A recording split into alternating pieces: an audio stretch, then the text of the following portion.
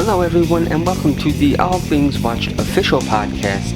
In this one we are going to be talking about the brand new movie, The Marvels, and because this is on the podcast, this is our long format open spoiler review, so full disclosure, if you have not seen The Marvels, I am absolutely going to ruin this movie for you.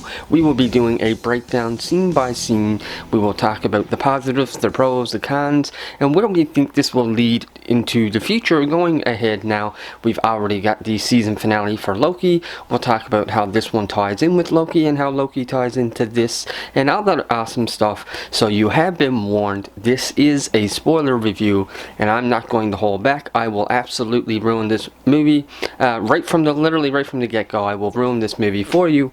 So you have been warned, okay?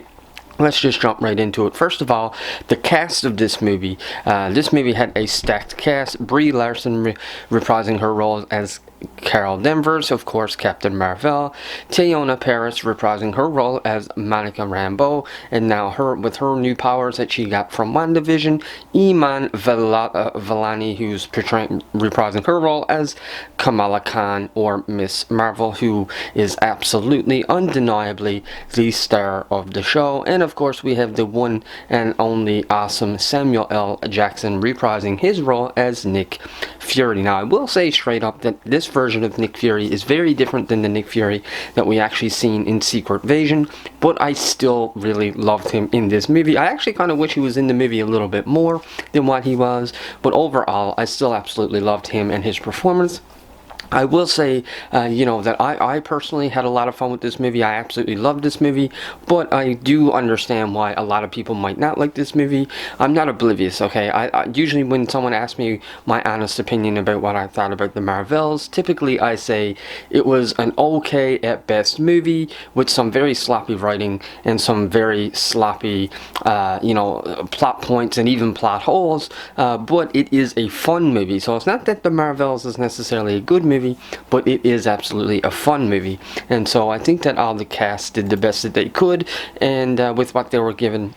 But I'm telling you, Miss Marvel is absolutely the star of the show. This movie also reveals a ton of stuff at the end of the movie, setting up things such as the Young Avengers, and of course, also, for the first time ever, we officially see the X-Men in the MCU, which was absolutely awesome, with a post-credit scene featuring Beast, and actually had the same actor reprise his role, but they did CGI it, so I thought that was a little bit strange. I don't know why they just didn't practical effects it. Like, why didn't they just dress him up and do the cosmetics and let him really shine, in a more realistic way? But they decided to go with CGI, and I have a feeling, honestly, if I'm going to be straight up, I think the reason why they did it with CGI was simply because I feel like it was probably a last minute change. I feel like this is something that Marvel probably did, like, literally only like a month ago, you know what I mean, like a month before the movie comes out.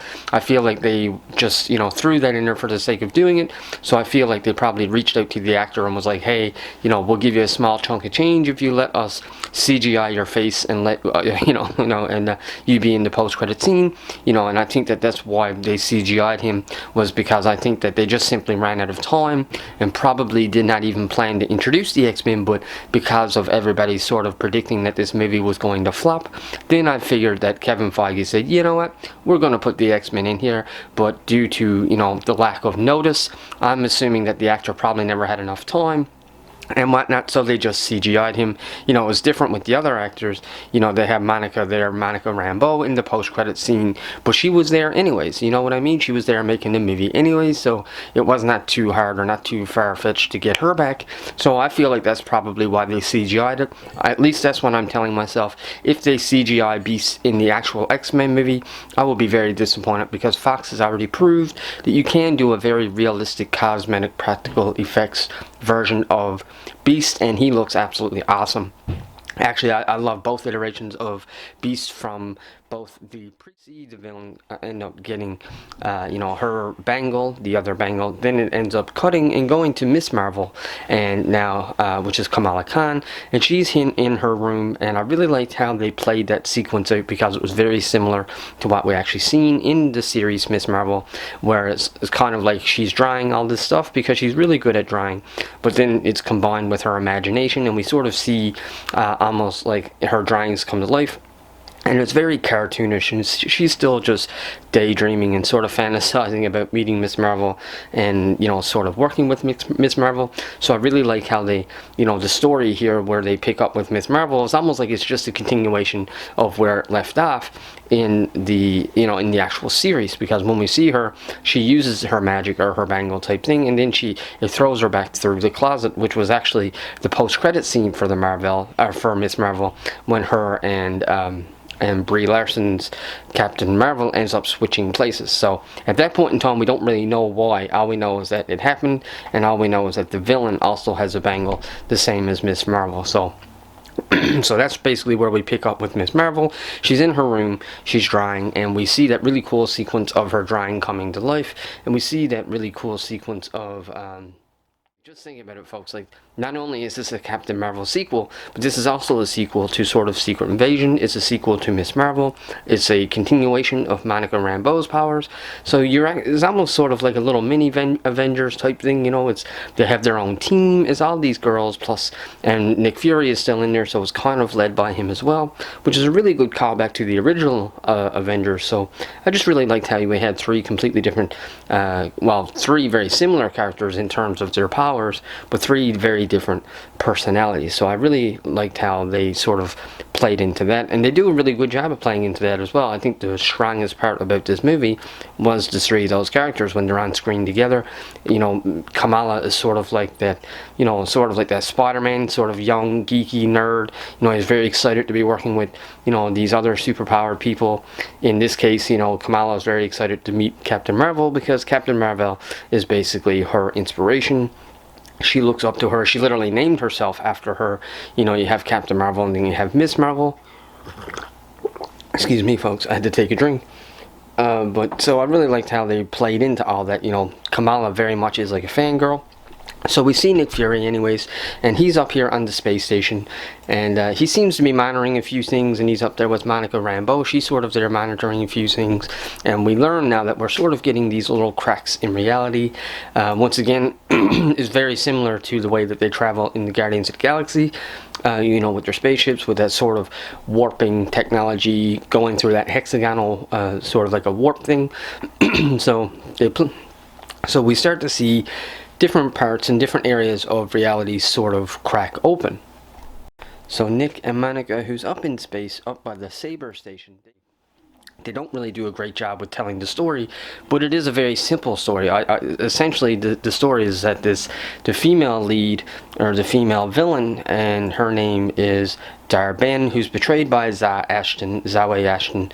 Now, I'll give credit when credit's due. I think she did the best job that she possibly could with what she was given. I just don't think that she was really given a whole lot. Actually, I don't really think most of these characters were given really a whole lot to work with, but because they're just such talented actors and just so good at what they do, they are able to make it very enjoyable. But it's not because of what they were given, it's just because of how good they are as actors, because the movie really wasn't written all that well.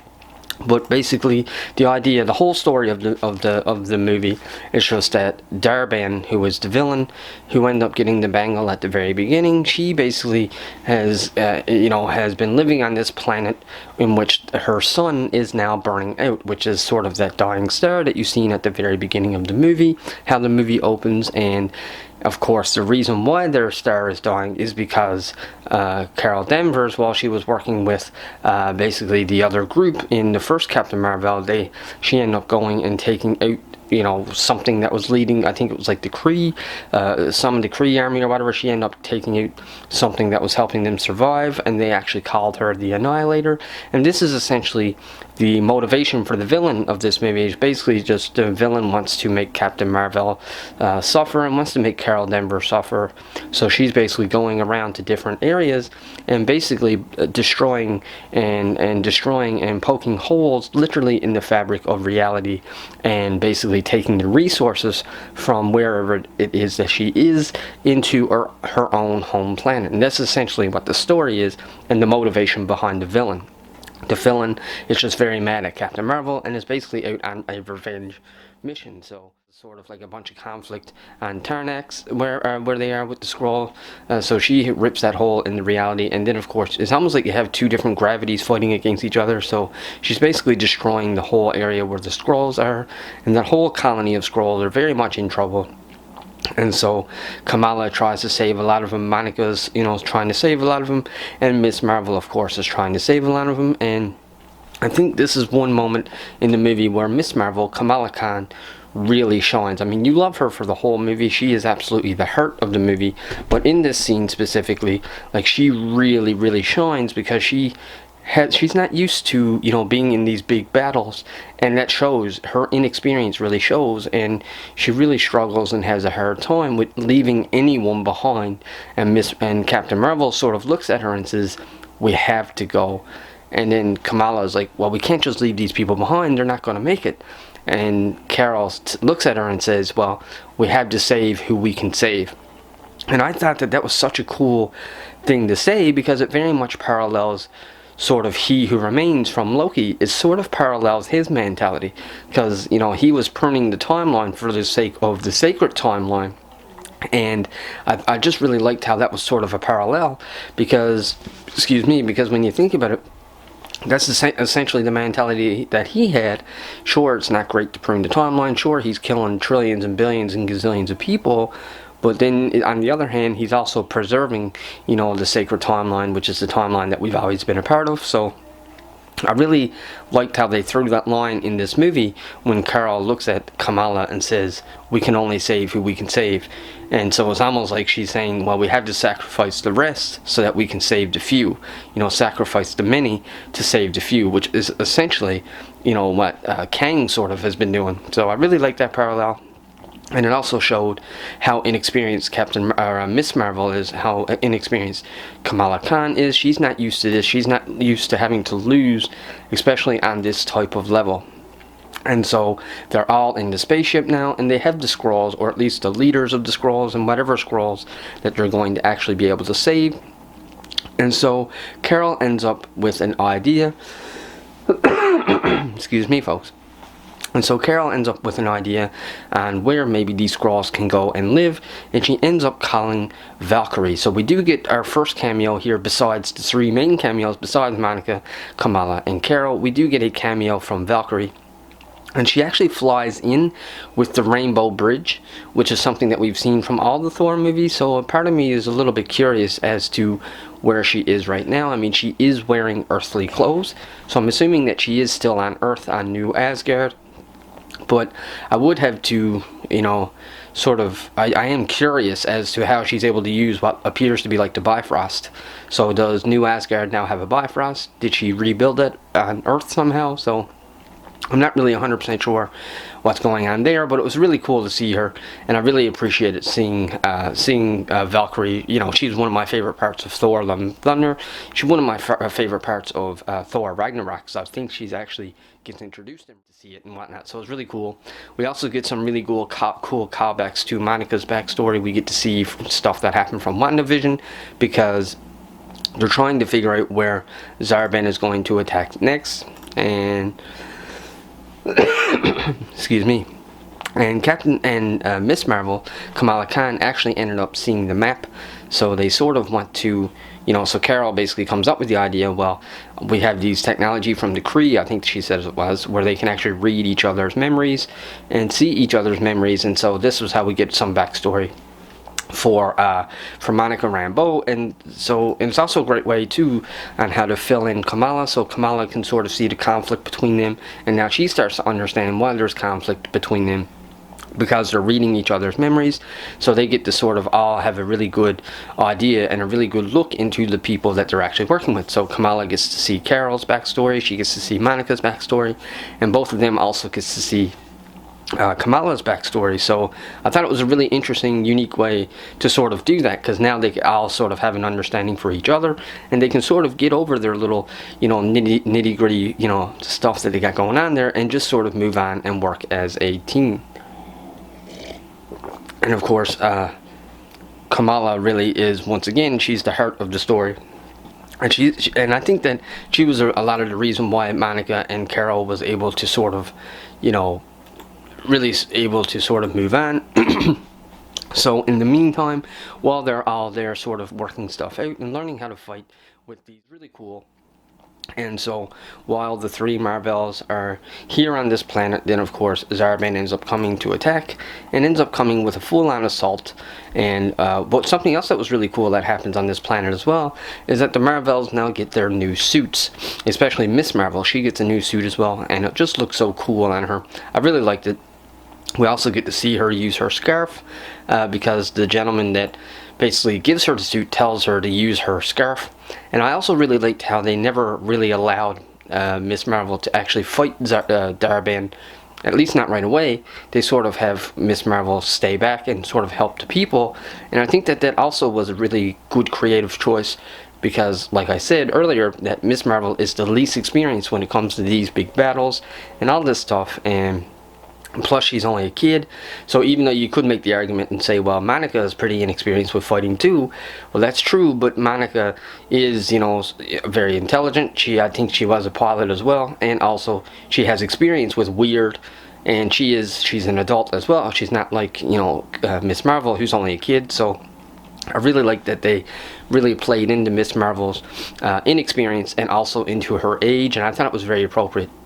And then we get some really cool choreography between the three of them and their battles and their fights.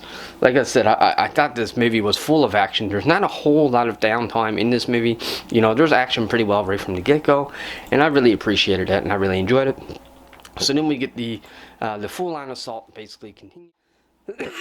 Excuse me. And that's essentially where the final battle basically takes place, right on Earth, right in Earth's atmosphere, basically, because Dar-Benn is trying to take our sun.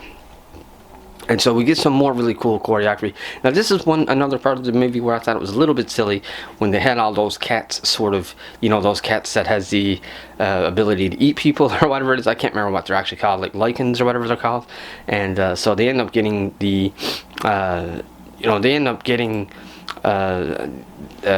cats to sort of like eat all the people, and the idea is, well, it's easier for us to swallow.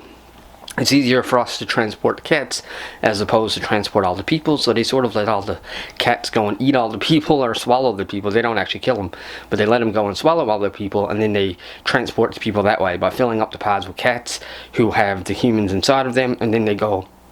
And then, of course, the cats will spit them out, and everybody gets transferred safe and sound. Now, there was one thing about this scene that made me a little bit curious, because I wasn't, and correct me if I'm wrong, you guys might have noticed, when you were watching, but I feel like when Nick Fury entered into the atmosphere of Earth, it seemed to me like the Statue of Liberty was actually gold, which made me wonder, did he actually go to a different reality?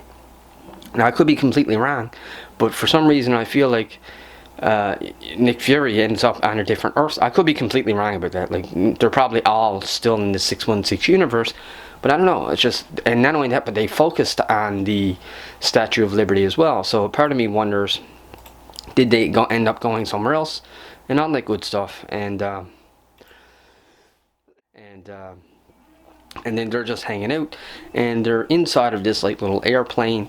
And I really love what Miss Marvel says to Carol. Kamala looks at Carol and says, "You're just holding on to it until Monica returns." So just that little bit of optimism, that little bit of hope, which is what Kamala brings to the movie. She's just full of inspiration, full of hope, and she does a great job with it, and she really kills her role with it. And she really is the heart of this movie, and it's just so fun to watch her. I just thought that she was so amazing in that role and whatnot. And then the very final scenes is, of course, another cameo, but this time not from Valkyrie. It's actually from Kate Bishop, who was introduced in the Hawkman series, or Hawkeye series. And we get Kamala there, and Kamala finally recruits her, and now we can basically officially say the Young Avengers now exist. She also talks about Ant-Man having a daughter, and I really liked it because they actually basically did a full replay about what Nick Fury did with Iron Man, talking about, do you think you're the only young superhero in the world and whatnot. So I thought that was cool. And then something else I thought was really cool as well is that Kamala actually says please. She asks her to recruit to join the team, and then she says please, which is so fitting for her character, because she really would say something like that. And then last but not least, the credits end up rolling and then we get to the post-credit scene, which is now Monica waking up, and she wakes up in this alternate reality, which is where we last seen her, where she was left off trying to fix this incursion, but from the inside. And we learn that she's now over in the X-Men universe. That's right. We see her mother. Well, she sees her mother, but of course her mother does not recognize her, because in this universe she does not have a child. She has no children. And then of course we see Beast. And Beast, of course, like I said earlier, is CGI'd, so I hope when the time comes they actually don't CGI to the comics and all that good stuff. And that's pretty well everything from the movie of the Marvels. So where does this lead us to next? What does this mean for the MCU now that these three heroes have come together? Now that we've seen some incursions, now that the X-Men are involved, and now that Kamala is recruiting the Young Avengers, well, a lot of stuff is happening really right now in the MCU. It's also important to remember that the Marvels came out the same day pretty well, or it was the same day that the finale for Loki comes out. And so of course we know that what happened in Loki, if you haven't seen it, spoiler alert, but basically what happens in Loki is Loki ends up basically destroying the main sacred timeline and sort of allows all the branches to flourish, all infinite amounts of multiverses and infinite amounts of timelines, and he sort of lets them go and lets them flourish and sort of takes on the physical form of the tree of life, so to speak, and he basically keeps the multiverse energized with his magic, allowing it to survive, without having to loom and without having to have any branches die. And Loki essentially ends up becoming basically the god of free will, and to some degree even the god of time. So why that's important here with the Marvels is because technically the Marvels come out after Loki, and so I think that because Loki has destroyed the loom and now he allows the multiverse to flourish with free will and all that kind of stuff, and he's not pruning timelines, well, I think that this is a reason why the fabric of reality is so thin. This is why incursions are happening so much, and this is why in this movie the Marvels, Dar-Benn was able to literally poke a hole in reality. And this is why Monica was now able to go over with the X-Men. It's because of the events of what happened in Loki. I do think that the multiverse is going to be much more fragile now, even though Loki did all these things with good intent. So I do think that we are going to start to see Kangs popping up a lot more now, and I think we're going to see incursions and different realities and stuff because of what happened in Loki, because of the fact that he destroyed the main time and basically now allows the multiverse to flourish on infinite amounts of timelines and infinite amounts of reality. I now think that this is, this Marvels movie is the first sign of a lot of things to come. And not only that, but Loki happened sort of outside of time. So you could say that everything in Phase 4 and 5 is a result of this finale. You could say that that's why Doctor Strange in the Multiverse of Madness, why everything happened there. That's why here in this movie, Dar-Benn was able to punch holes in realities so easily. I think it all comes back to the fact now that Loki has allowed the multiverse to not only flourish, but I think now that this is also going to make it easier to go between timelines, because we know even from the first Loki season 1, when he kills He Who Remains, it does not take very long before the timelines start to branch. And I think that now that we've had so many timelines branching at an infinite rate, it's only it only makes sense that incursions now will happen way more often, and we will now see many different variations and different realities starting to collide, which we're also going to see played out in Deadpool 3, and I have no doubts that we'll see it in different Marvel projects as well. And so that's how I think the Marvels really ties into Loki, is the fact that Dar-Benn was able to sort of rip through the fabrics of reality so easily. I think that is because of the side effects of what happened in the events of Loki. And in terms of Young Avengers, well, obviously Kamala is out now recruiting Young Avengers, so we'll probably very likely see them again very soon.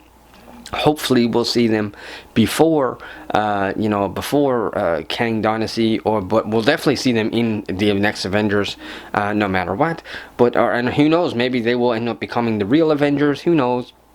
Because I think that in Deadpool 3, now that we have the multiverse, especially with Loki being sort of, in charge of it all, or at the very least holding it all together, I do think Loki may end up, recruiting like a multiversal Avengers team. So who knows? Maybe we'll have the young Avengers. Maybe we'll end up with the West Coast Avengers, East Coast Avengers.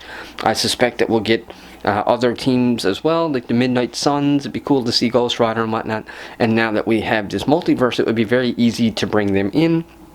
In terms of the X-Men, the post-credit scene with Monica going over to the X-Men universe, well, obviously, eventually Monica will return to the main universe, maybe not before Secret Wars, but afterwards they will have to sort of, go back to having a singular reality. They will end up, the multiverse is not going to last forever, so I do think that this is a great way to bring the X-Men in, because you could say, well, where have the X-Men been? Where have they been all this time, ever since the beginning of the 616 universe that we've been following? Well, this is a great way to incorporate them without having to give them an origin story. You can just say that they came from another reality, and I think that that will be the smart thing to do, because if not, then I just think that it's like, well, why is it that where have they been to all this time? Why didn't the X-Men help it with Thanos? Why aren't the X-Men helping it right now with Kang, or why aren't the X-Men helping it with all these, different things on Earth? So, I do think that it would only make sense for the X-Men to come from a different reality. Now, maybe they won't do that, I have no idea. But to me, it makes sense that the X-Men should come from a different reality. And not only that, but now Monica has actually seen that different reality, kind of like how Doctor Strange has seen the Illuminati. Now Monica has seen the X-Men. So maybe that's another great way to bring them in. They could have Monica go looking for the X-Men to see if they already exist, and maybe they do in our reality. Is really cool for Doctor Strange. He could go looking for the Illuminati.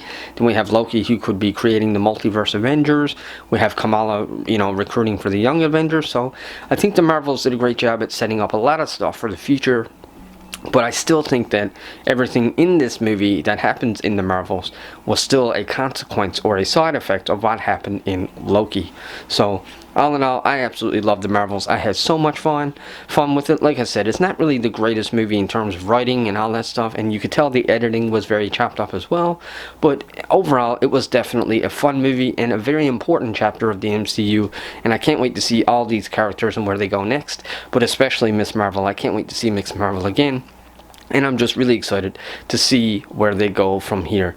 So with that, folks, that is my open spoiler discussion, open spoiler review of the Marvels, our scene-by-scene breakdown, and everything that we think may happen, or stuff that we think may not happen. It would have been really cool to see a version of Kang. I wish I really want Kang to start popping up more as we get closer to Secret Wars, but who knows, maybe he will, maybe he won't.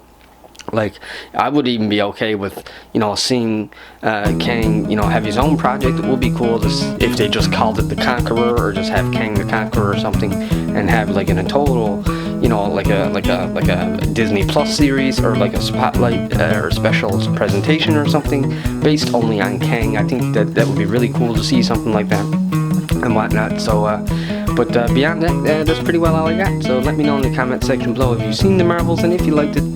Tell me why or why not. If you like this video, this podcast, then follow along and all that good stuff. And that's pretty well all I got. So until the next video, take care.